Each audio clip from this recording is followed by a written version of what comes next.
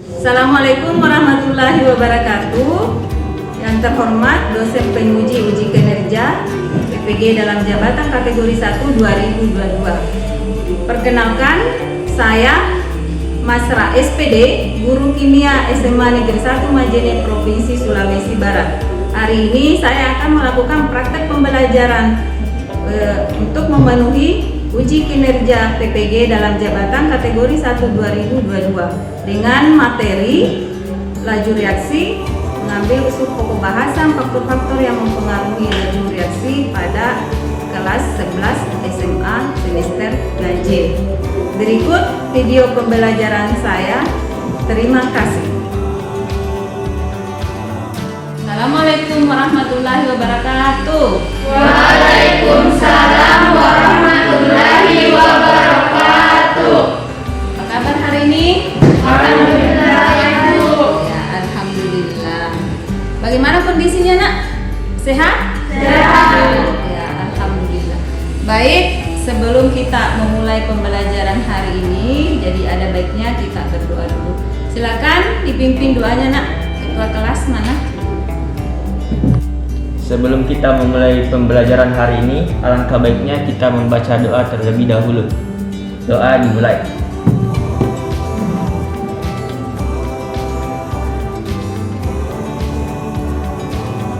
Doa selesai.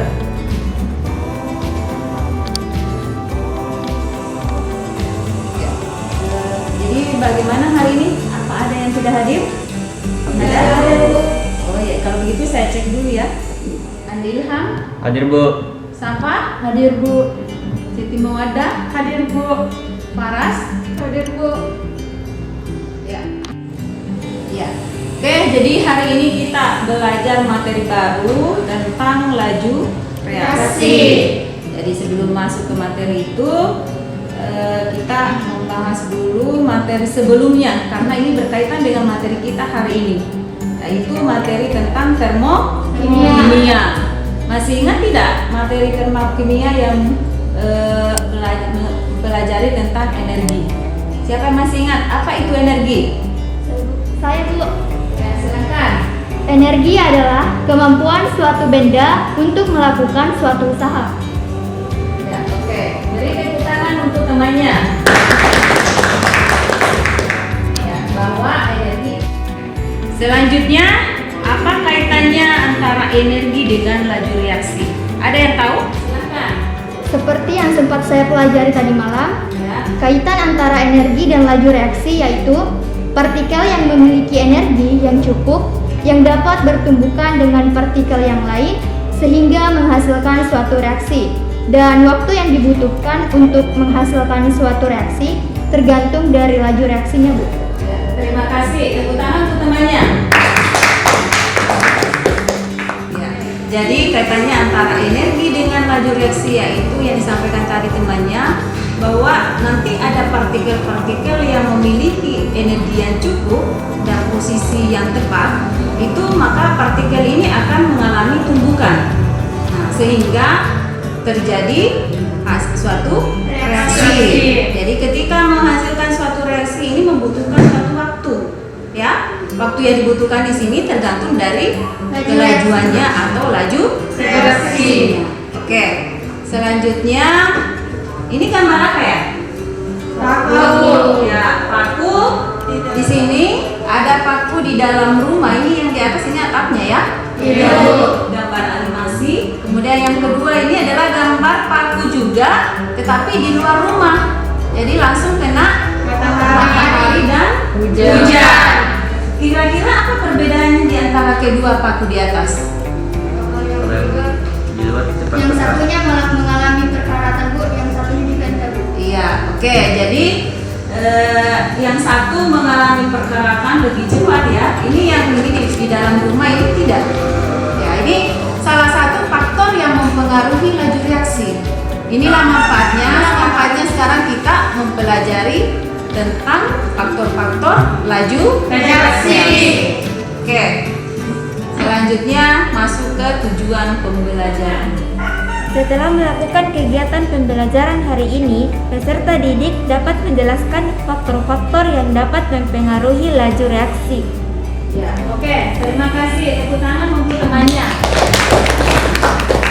Ya, jadi tujuan poin yang pertama, kegiatan pembelajaran yang akan dilakukan ini melalui model PBL atau Problem Based Learning, ya, di mana Anda akan diberikan LKPD. Jadi sebentar Ibu akan membagikan LKPD yang menampilkan masalah dalam kehidupan.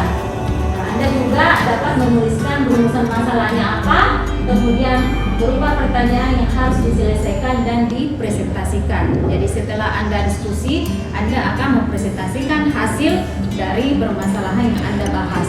Ya, oke, ya, dibagikan. Oke, silakan mengerjakan pretestnya. Waktunya terbatas. Ya, oke, silakan.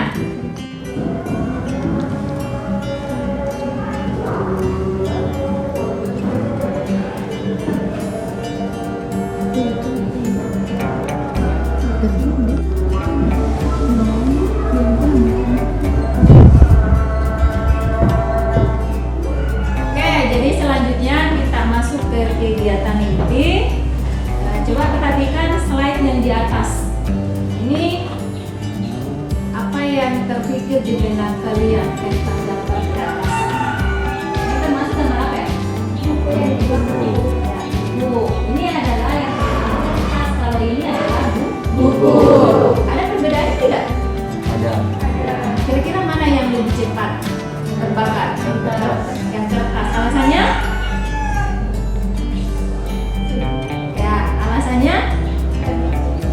lebih tipis atau lebih sedikit, ya, jadi mudah terbakar dibanding dengan jumlah lembaran yang banyak di buku, ya. Oke, nah selanjutnya di bawah ini gambar gambar kembang api dan besi bara. Apakah kalian suka melihat dengan kembang api yang ada di sini? Suka ya? Ya, karena pengalaman Anda melihat kembang api. Nah, di antara kembang api dan besi berkarat, manakah yang bereaksi lebih cepat? Kembang api. Kembang api.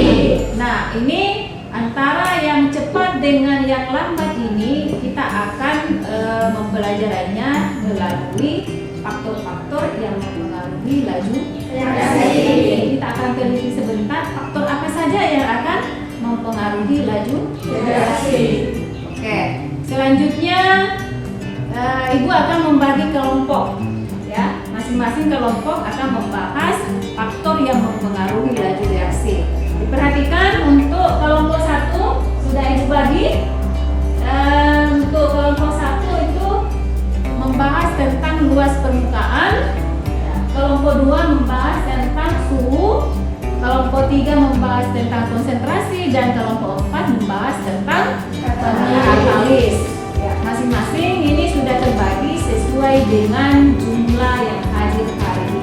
Oke, dipersilakan untuk bergabung di kelompoknya. Silakan.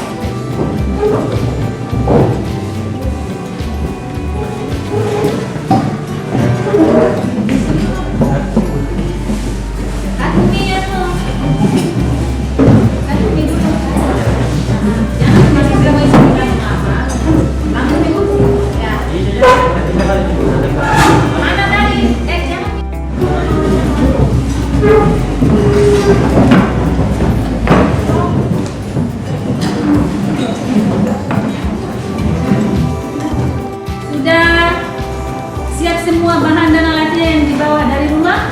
Siap. Sebagian itu ada dari laboratoriumnya. Iya, Ibu sudah bagikan. Nah, kemudian Ibu akan membagi LKPD-nya.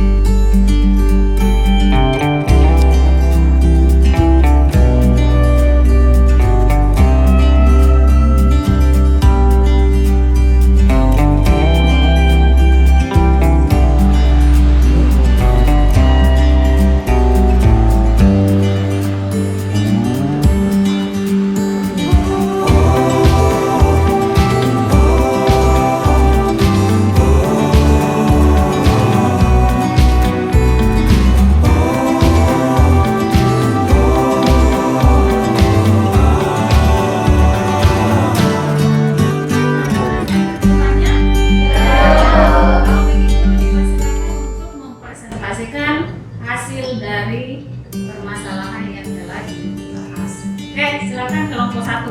Mana kelompok 1? Ya, Assalamualaikum warahmatullahi wabarakatuh. Waalaikumsalam warahmatullahi wabarakatuh. Kami dari kelompok 1 akan menjelaskan hasil pengamatan kami.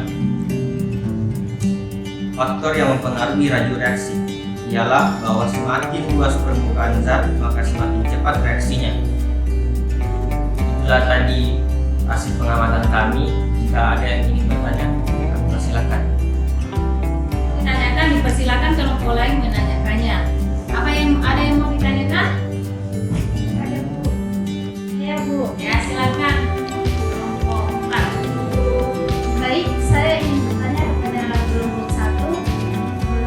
Perkenalkan, saya Alia Putri Rehana. Pertanyaan saya adalah, di antara ketiga reaksi tersebut, manakah yang lebih cepat bereaksi atau yang lebih cepat terlarut? Oke, dipersilakan kelompok 1 menanggapi. Oke, saya akan menjawab pertanyaan dari kelompok 4. Jadi, menurut dari pengamatan yang kami lakukan, yang mengalami reaksi cepat ialah yang dalam bentuk serbuk. Kemudian yang kedua, kita potong menjadi 4 bagian, dan yang terakhir adalah yang membuat. Sekian, terima kasih. Bagaimana dengan kelompok 4? Dengan penjelasan kelompok 1? Apa sudah bisa diterima? Bisa ya. Kalau begitu terima kasih. Beri tepuk tangan untuk kelompok 1. Perkenalkan, saya perwakilan dari kelompok 2 akan mempresentasikan tentang hasil dari pengamatan kami. Jadi, di sini kami melakukan pengamatan mengenai laju reaksi, terkhusus pada faktor-faktor yang mempengaruhi laju reaksi. Jadi, kami menggunakan 3 gelas kimia, di mana pada gelas kimia pertama berisi air panas dan CDR-nya cepat terlarut dengan waktu 28 detik. Kemudian, pada gelas kimia kedua berisi air dengan suhu ruang dan CDR-nya cepat terlarut dengan waktu 57 detik. Kemudian, pada gelas kimia ketiga berisi air dingin dan CDR-nya lebih lambat terlarut dengan waktu 2 menit. Dapat disimpulkan bahwa salah satu faktor yang mempengaruhi laju reaksi adalah perubahan suhu.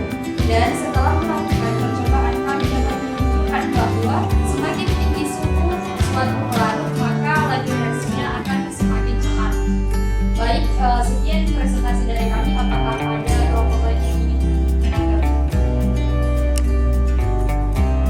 Oke, dipersilakan untuk kelompok 3 untuk menyampaikan hasil pengamatannya. Silakan Mbak Kiki. Assalamualaikum warahmatullahi wabarakatuh. Waalaikumsalam warahmatullahi wabarakatuh. Perkenalkan, saya atas nama Nurul Umar dari Kementerian Pertanian. Baiklah, saya akan membacakan hasil pengamatan kami. Jadi, sesuai percobaan yang kami lakukan, salah satu faktor yang mempengaruhi laju reaksi yaitu konsentrasinya, di mana kami melakukan percobaan pada 3 gelas reaksi. Hasil yang kami dapatkan yaitu gelas reaksi pertama yang berisikan cuka lebih cepat reaksinya dibandingkan gelas reaksi kedua. Air dan cuka dengan perbandingan 1:1. Dan gelas ketiga, air dan cuka dengan perbandingan 2:1. Dengan durasi waktu, gelas pertama dengan durasi waktu 50 detik, gelas kedua dengan durasi waktu 1 menit, dan gelas ketiga dengan durasi waktu 1 menit. Jadi itulah tadi hasil pengamatan kami. Lebih dan kurangnya mohon dimaafkan. Wabillahi taufiq wal hidayah. Wassalamualaikum warahmatullahi wabarakatuh. Waalaikumsalam warahmatullahi wabarakatuh. Kelompok 3. Oke, silakan kelompok 4 menyampaikan hasil pengamatannya.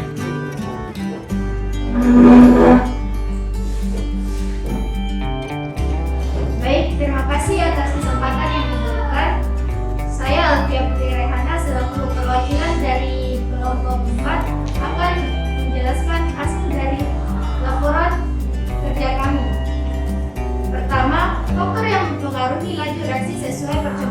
kami lakukan yaitu gelas pertama yang berisi air tidak mengalami perubahan pada paku. Gelas kedua yang berisi cuka memberikan reaksi gelembung pada paku. Sedangkan gelas ketiga yang berisi cairan pemutih dan cuka pertama-tama menghasilkan gelembung pada paku, lalu berubah warna pada paku dan sedikit berwarna coklat. Jadi kesimpulan yang dapat kami simpulkan dari hasil pengamatan kami adalah cairan pemutih lebih cepat mengalami reaksi perkaratan pada paku dibandingkan dengan cairan lainnya. Jadi kesimpulan yang dapat kami ambil adalah cairan pemutih berperan sebagai katalis. Terima kasih. Assalamualaikum warahmatullahi wabarakatuh. Waalaikumsalam warahmatullahi wabarakatuh. Oke, sekarang kita masuk ke konsep tentang laju reaksi ya. Sesuai dengan hasil pengamatannya dalam percobaannya, dipersilakan anak-anakku untuk memperhatikan konsepnya. Ya, tuh. Yang pertama konsep laju reaksi.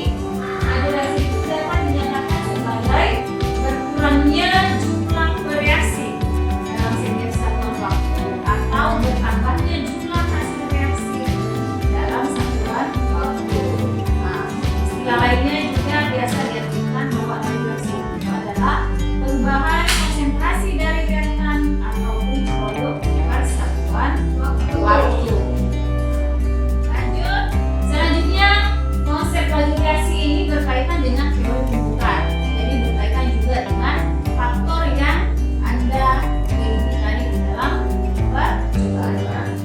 Teori yang menyatakan bahwa partikel-partikel reaksi atau reaktan harus bertumbukan untuk terjadinya suatu reaksi. Sedangkan lihat gambarnya ini reaksi antara A dengan B. Gambar pertama, ternyata dia tidak menghasilkan suatu reaksi. Dalam ilustrasi ini gambarnya ini bertumbukan tapi tidak menghasilkan zat baru. Yang dihasilkan tetap A dengan B. Ya, nanti kita lihat kira-kira penyebabnya apa. Nah, sedangkan untuk gambar B ini ternyata reaksi antara A dengan B menghasilkan reaksi baru, menghasilkan AB. Ya, ini.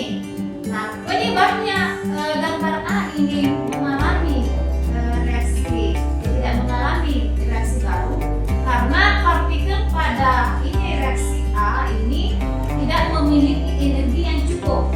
Jadi nanti dia memiliki energi yang cukup, kemudian zatnya itu dalam keadaan yang tepat, maka dia akan menghasilkan zat baru. Itulah yang dimaksud dengan reaksi. Jadi tidak semua reaksi itu menghasilkan zat baru ya. Nanti dia memiliki energi yang cukup dan di posisi yang tepat untuk menghasilkan reaksi baru. Selanjutnya kita masuk ke faktor sesuai dengan hasil pengamatannya tadi.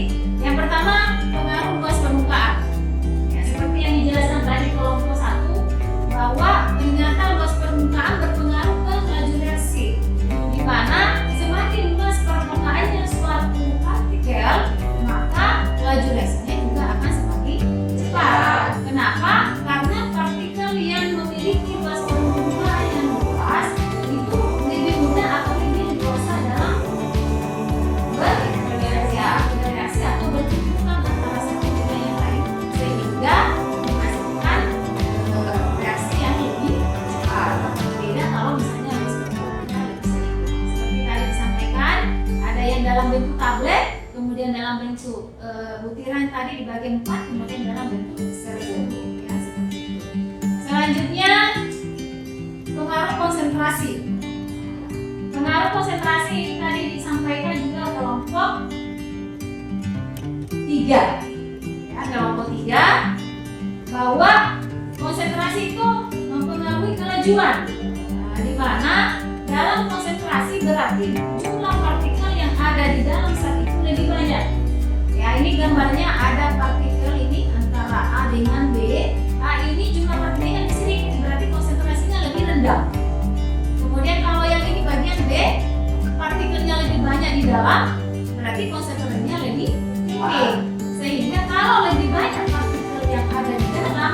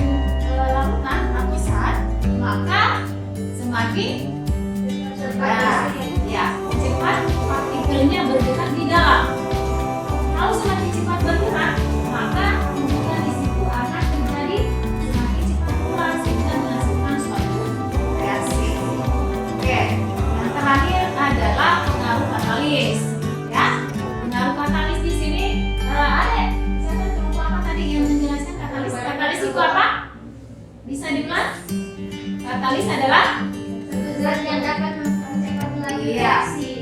suatu zat yang dapat mempercepat Laju reaksi. tetapi tidak ikut mengalami reaksi ya. Nah, di sini kaitannya dengan kecepatan reaksi itu apa? Ini ada gambar di samping.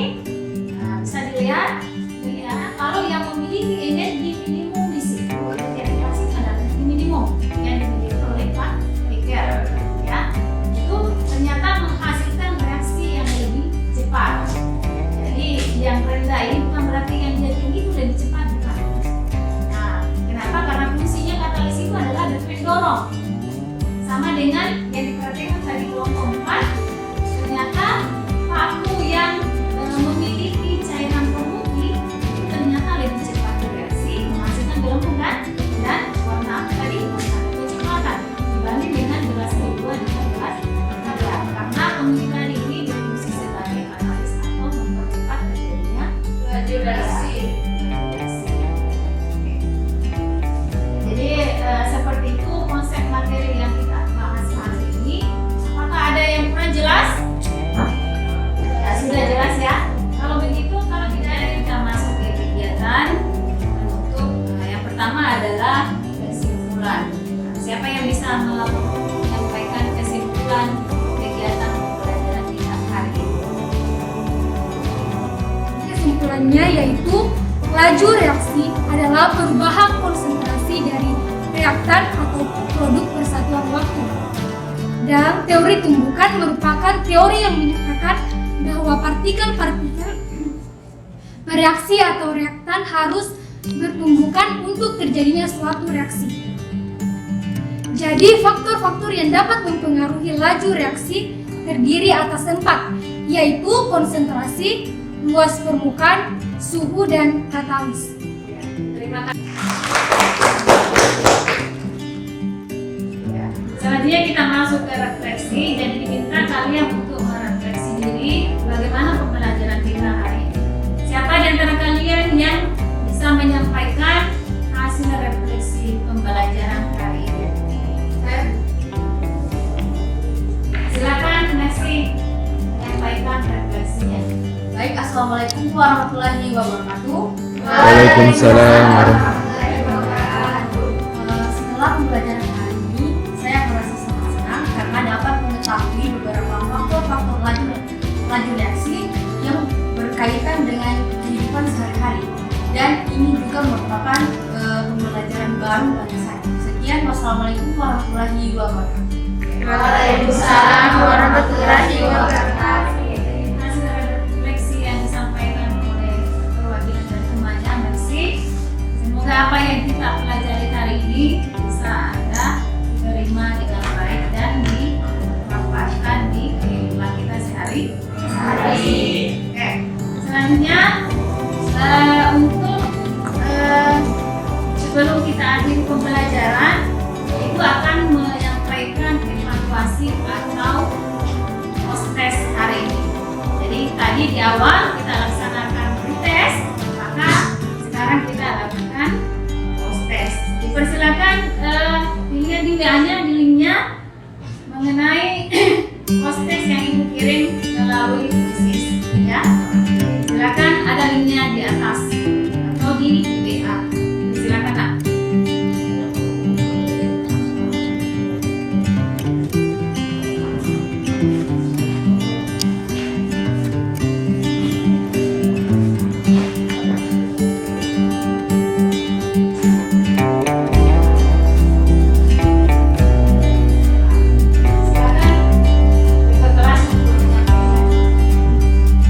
Sebelum kita mengakhiri pembelajaran hari ini, alangkah baiknya kita membaca doa terlebih dahulu sesuai keyakinan kita masing-masing.